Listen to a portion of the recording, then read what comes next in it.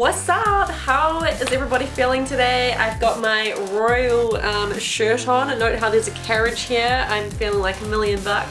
Got it from an op shop, would you believe it or not, for $7. So booyah, happy with the bargain. Okay, so the video I want to make today is basically the difference between arrogance and self-belief. And this is something that this has been a topic that I've been wanting to talk about for a while now. Basically because I overheard a comment recently that really kind of stuck with me. And basically what happened is, so we were watching a video of some outtakes, and there was a presenter in the video, and somebody in the audience said to the presenter, she said, "Oh, he's so bossy, he's so up himself." And I thought about it. It was just kind of an offhanded kind of offhanded kind of remark that you don't really think too much about saying, but it really kind of stuck with me because it kind of highlights the link that we have between kind of assuming that just because somebody knows what they want means that they are therefore arrogant and up themselves.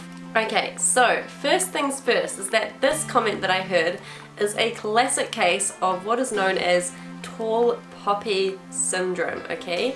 And what that means is basically mocking people or trying to cut down people who are seen to be successful or that think that they're better than other people. But the thing is, that person may not necessarily think that they're better than themselves. If you're trying to, tall poppy somebody, then you think that they think that they're better than you. They don't necessarily think that, right? So I think it is an awful problem because it is so popular in Australia and New Zealand. I'm certainly, not a novice to haters. Definitely had my fair share of them in the past. I know how judgmental people can be when they really want to. But the thing is that tall poppy syndrome can actually really be quite damaging, and I've got a quick stat for you, is that 57% of New Zealand business owners are emotionally affected by tall poppy syndrome. Okay, so first thing is arrogance. Okay, now I've got a little dictionary definition here. Okay, so basically arrogant, right, is someone who is arrogant behaves in a proud, unpleasant way towards other people because they believe that they are more important than others. Okay, so the difference firstly between tall poppy syndrome and being arrogant is that if somebody is arrogant, then you definitely know that they think that they are better than you, because they will make comments like, yes, I'm the best at this, I'm the best at that. They will not be willing to admit to mistakes. They will not be willing to help other people. They are basically in it for themselves and they think that they are the best.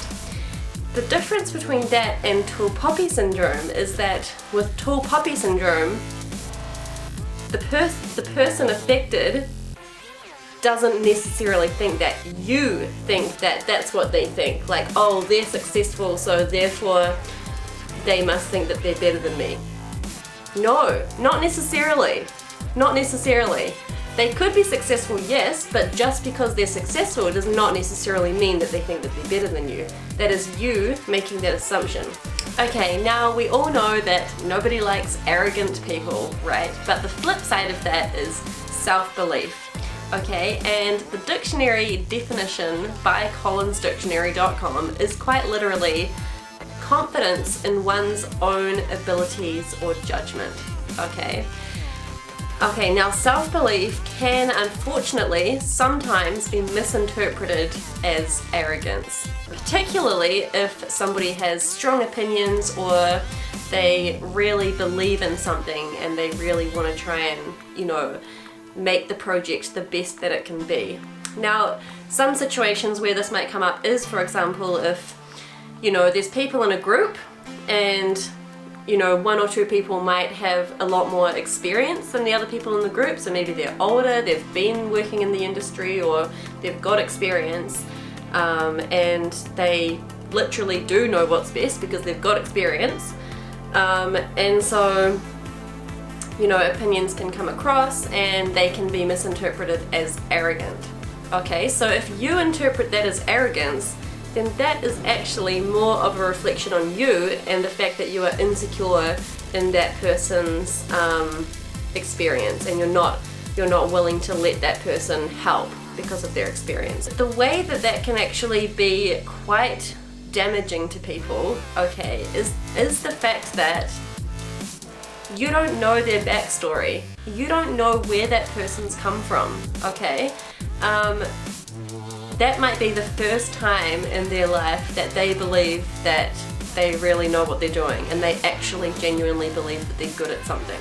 That person might have gone through their whole life feeling like they're just shit at everything and they can't get anything right, and they wish that there was, just at least something that they were good at, and they finally find that one thing that they're like, yes, I can do this, And so they try and put their 100% into it, and they try and really do the right thing, and they put their opinions out there and they put their experience out there and they offer suggestions, but then they get cut down for being arrogant. Particularly in New Zealand with such high depression rates and such high suicide rates, I feel like this is really quite a problem, because if you go through life feeling like you're not good at anything, and then you finally find something that you are good at and you get cut down doing it, where does that leave you? Okay, so next I want to go into some of the literal ways that you can figure out whether somebody is arrogant or whether they just genuinely believe in their abilities. So the first point, or probably the main point about being arrogant, is that they will actually say that. They will literally say, yes, I'm the best at this. Yeah, I am the best. Moving on to self-belief, there's a couple of points here, basically 3 key points. Okay, so the first one about somebody who has self-belief as opposed to being arrogant is that 1, they are willing to admit mistakes. Okay, this is really an important key. If somebody believes in themselves, then they will be happy to say, yes, I fucked up, I'm so sorry, I made a mistake. Okay, and they'll be willing to own up to it. Whereas if you're arrogant, they don't make mistakes because they think that they're always right. Okay, the second way that you can know if somebody actually just has genuine self-belief is that they will be willing to help others. Okay, if somebody's arrogant, they probably won't be wanting to help other people. Whereas if you have self-belief, then they will actually be willing to help the team get ahead rather than just help themselves get ahead. So they will be, yes, putting suggestions out there, yes, being opinionated because they want the team to succeed, not because they're arrogant. So if they're willing to help you and talk to you and listen to other people's opinions, then they just genuinely want to help. Passionate, tick. Opinionated, tick, but not arrogant. And finally, the way that you can tell if somebody has self-belief as opposed to being arrogant is that essentially it is a quiet confidence, okay? If you are arrogant, you will literally say, yes, I am the best. If you just believe in yourself and somebody asks you who's the best, they will probably say, I don't know who's the best, it depends, it's subjective. They won't be willing to admit that they are the best, okay? They will be humble, confident and humble and quiet about it. They don't feel the need to say, yes, I'm the best, because they genuinely believe it. Okay, so I hope you've learned something from my video about the difference between arrogance and self-belief. And the final comments that I want to make, or the main point that I'm trying to make from this video, is that arrogance is not the same as self-belief, okay? Believing in yourself is actually a really, really good thing, and it's actually quite hard to come by people who just genuinely believe in their abilities. So it's really actually a good thing. In fact, most of the time you actually need a bit of confidence to be able to put yourself out there and get ahead and know what it is that you're actually going for. I think that it is such a tragedy that in New Zealand we have these appalling rates with tall poppy syndrome, and essentially trying to cut people down who we think that they think they're better than us, which is just pathetic.